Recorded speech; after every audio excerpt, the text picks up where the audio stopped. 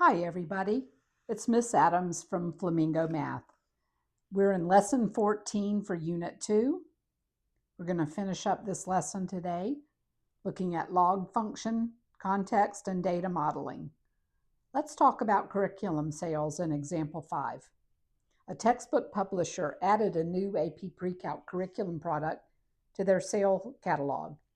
The first day, t equals 0, they sold the curriculum to 14 school districts.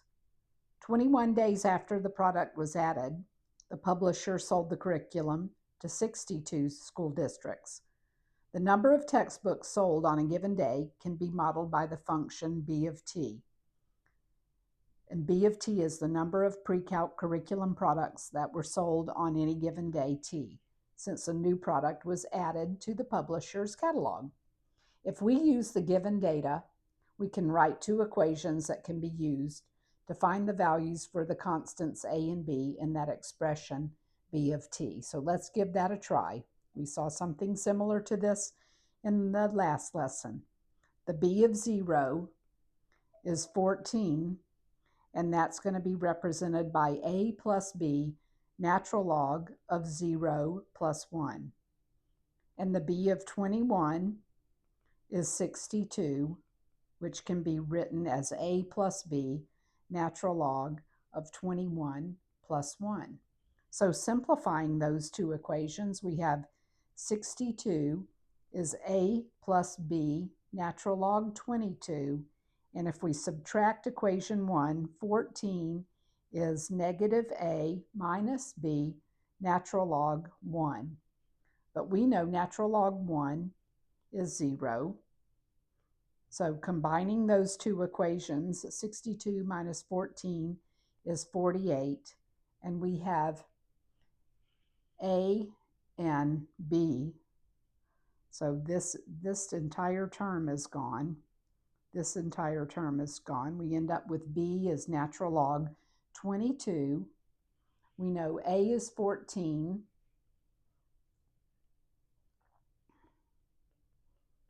And we know that b is 48 divided by natural log 22, and b is approximately 15.52871. So we took a was 14 from equation 1, and we took the difference between equation 1 and equation 2 to find the value for b. So we found those values. Oh, I had a place here for that. So a is 14, and b was about 15.5 to, let's see, 15 point, what was it, 5287. So the b of t is 14 plus 15.5287 natural log t plus 1. So there's our b of t expression. If we use that data to find the average rate of change of the number of curriculum products that were sold from 0 to 21 days, we want to express our answer as a decimal and show the computations that lead to our answer.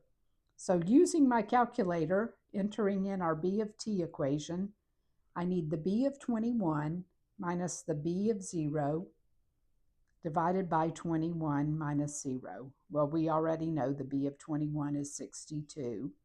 The b of 0 is 14. And 21 minus 0 gives us 16 over 7, which is about 2.2857 curriculum products sold per day.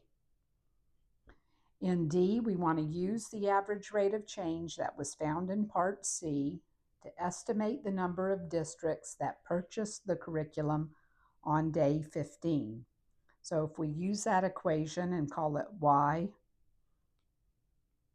equals 2.2857, that's our slope or rate of change for X number of products sold, plus the b value, which we know is 14, b of 0 is 14. We want to calculate the y of 15, so substituting 15 in place of x and using our calculator to make those calculations, we get 48.2855 products that would be sold on the 15th day. And we use the fact that 0, 14 was our y-intercept, and in part C we found the rate, which was the slope, 2.2857. In part E, if we let A of t represent the estimate of the number of curriculum products that were sold using the average rate of change found in part C, for A sub 15 found in part D, we can show that A sub 15 is below B of 15. Explain why in general that happens on that interval from 0 to 21. I'm a graph girl, so I'm going to look at the graph from a graph point of view first. If we look between 0 and 21, the graph of B of t looks something like this. We're crossing at 0, 14 here. And what happened at 21 days? At 21, we were up here at 62 on the B of t graph. This is the B of t. But the A of t graph was passing through 14, and that average rate of change, this was the A of t. What happened at 15?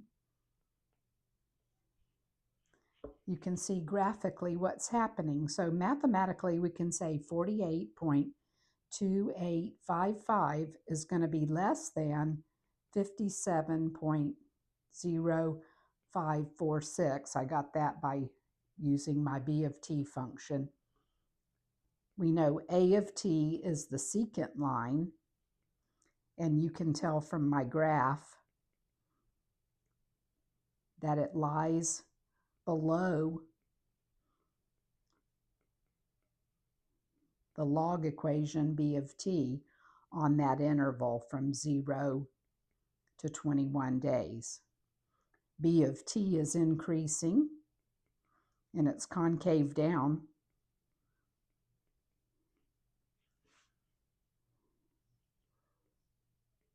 So A of t is going to underestimate.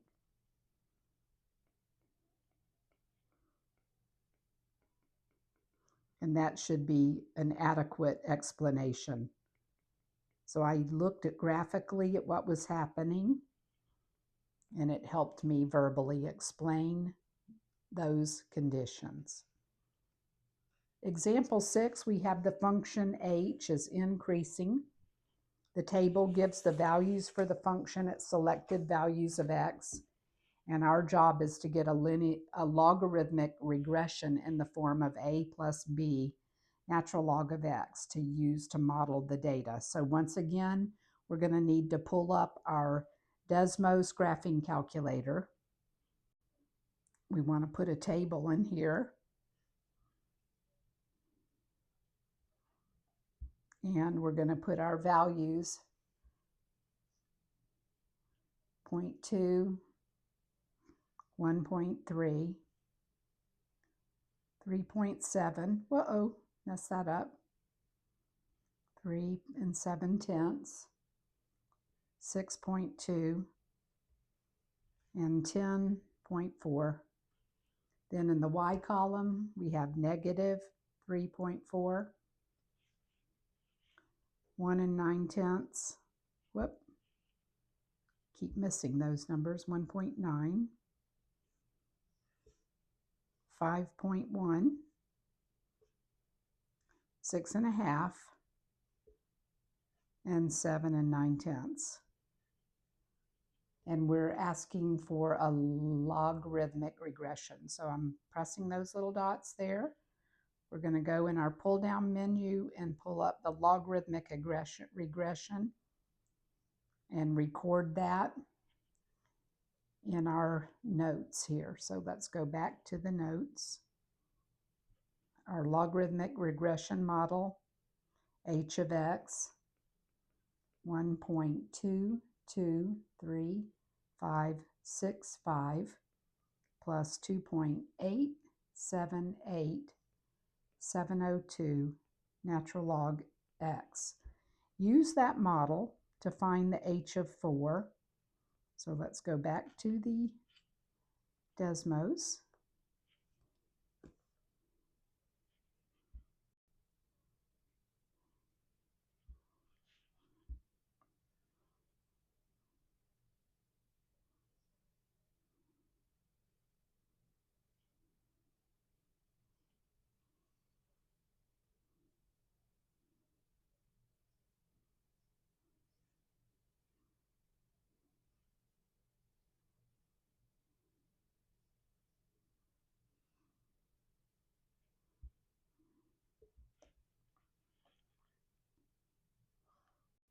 We entered that equation in line 2 of Desmos, and now we want to have it calculate the h of 4 for us. The h of 4, and that's 5.214295. So recording that on our notes. 5.214295, and we want the residual, so we can do that with the calculator as well. The residual is actual minus the predicted. So we got the actual minus predicted. The actual was 5.1, and our predicted was 5.214295. So our residual would be negative 0.114293. And what did we say about back in lesson 6? We said the predicted line would overestimate when the residual value was negative, so overestimating. And then use the model to predict when h of x is 9. So h of x is 9 when x is about 14.900, and we could do that using our graph and the intersection when y equals 9.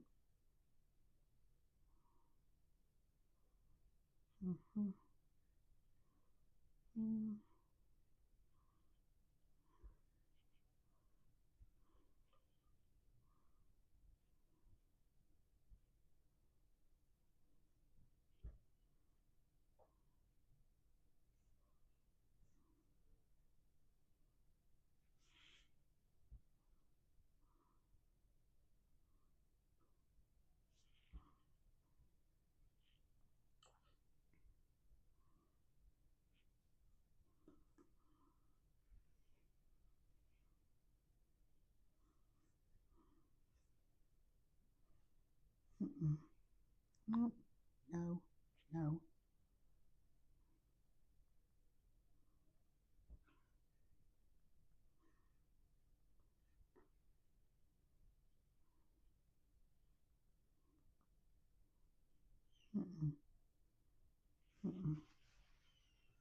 Where is?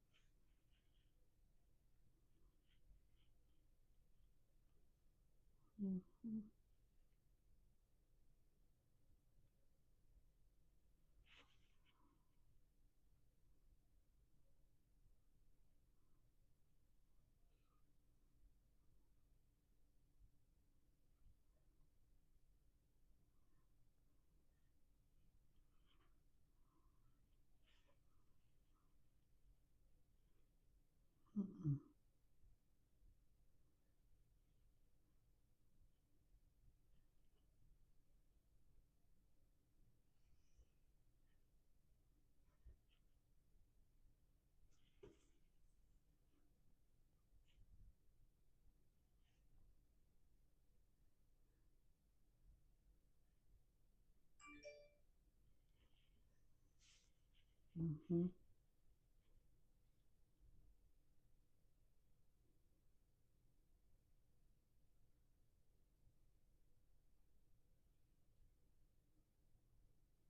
.14.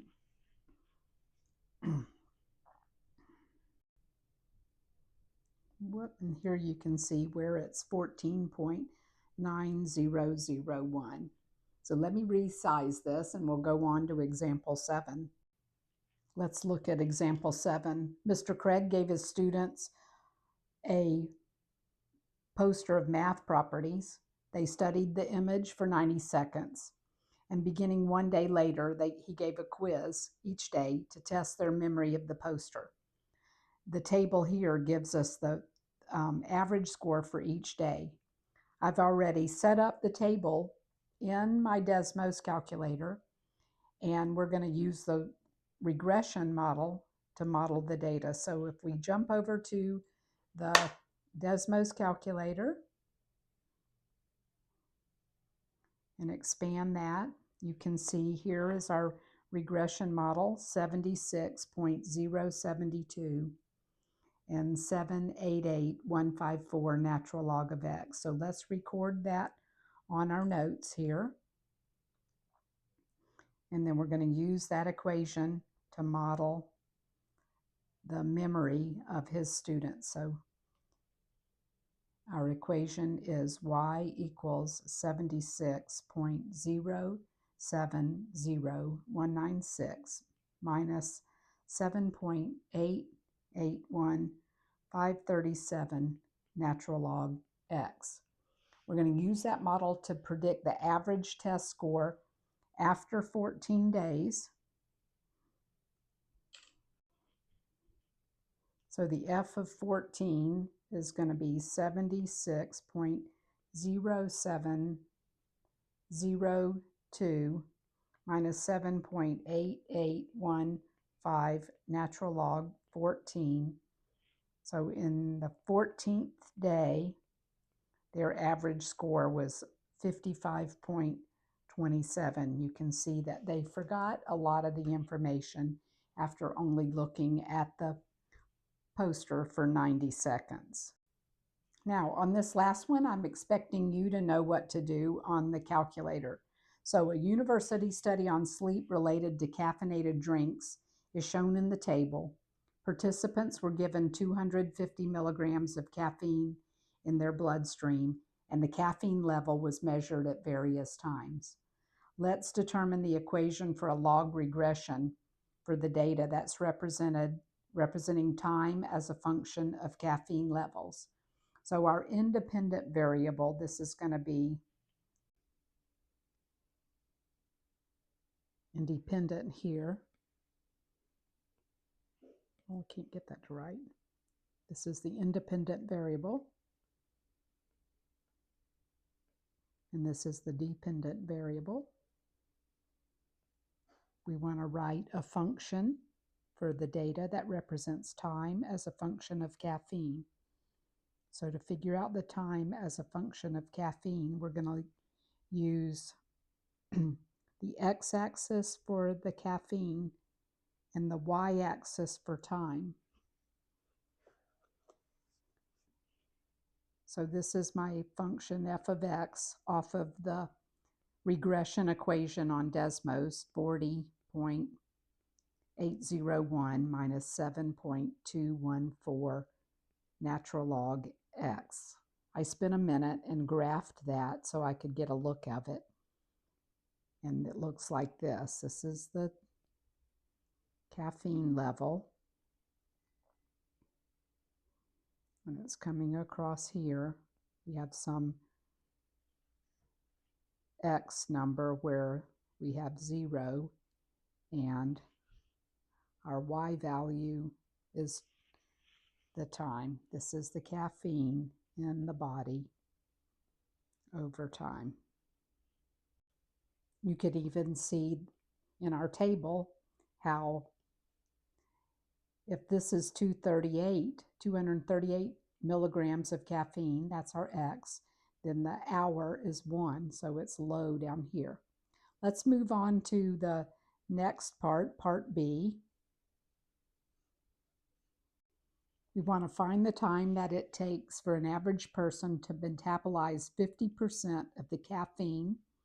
So at t equals 0, we were told the person had 250 milligrams, and 50% to metabolize 50%, that would put us down to 125 milligrams. So I want to use my function. The f of 125 is the time needed to metabolize 50%. And using our function from part A, that's 5.969 hours. So roughly it takes 6 hours for an average person to metabolize 50% of that 250 milligrams.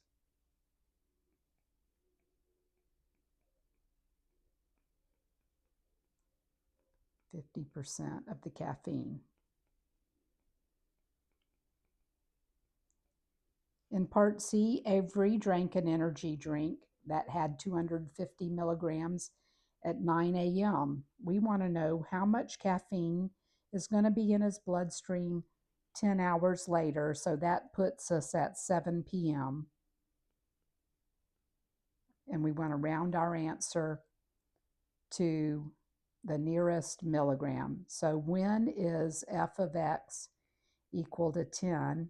And that's x is 71.494. Again, I'm thinking about the graph. Out here, when x is 71.494, that's 10 hours later. That's at 7 p.m. So f of x is 10. Whoop, didn't get my 10. At 71.494. And we can say in a sentence, Avery will have, to the nearest milligram, about 71 milligrams of caffeine in his bloodstream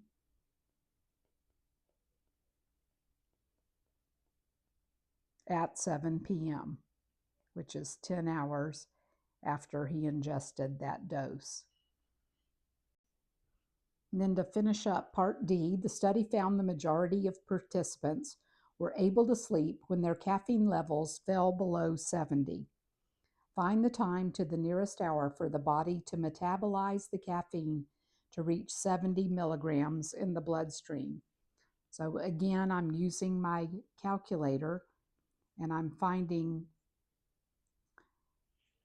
when the f of 70, what's the time there? It takes about, I want to know what that is. So when the f of 70 is 10.152, that tells me it takes about 10 hours. It takes about 10 hours to metabolize the caffeine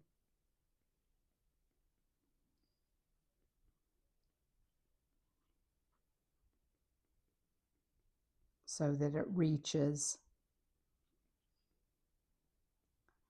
70 milligrams. And our very last part, using the regression equation, find the x-intercept and explain the meaning of that x-intercept in context to the sleep study. So once again, we have some value out here. The amount is going to be 0, and the f of x is going to be a number. So what's that going to mean?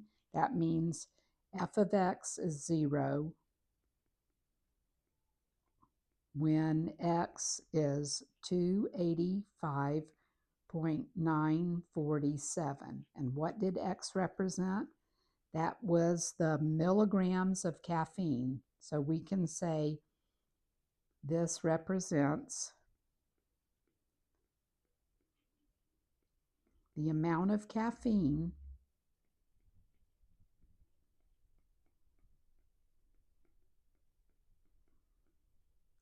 at the time the person ingested the drink, t equals 0.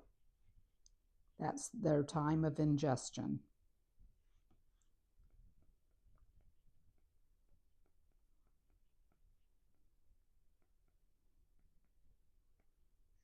Based on our regression model.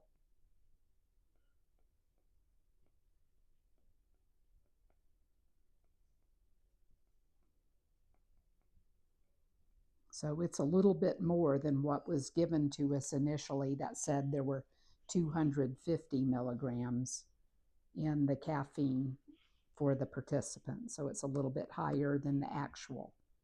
That's the end of lesson 14. See you for 2 more days on the final wrap up of chapter 2.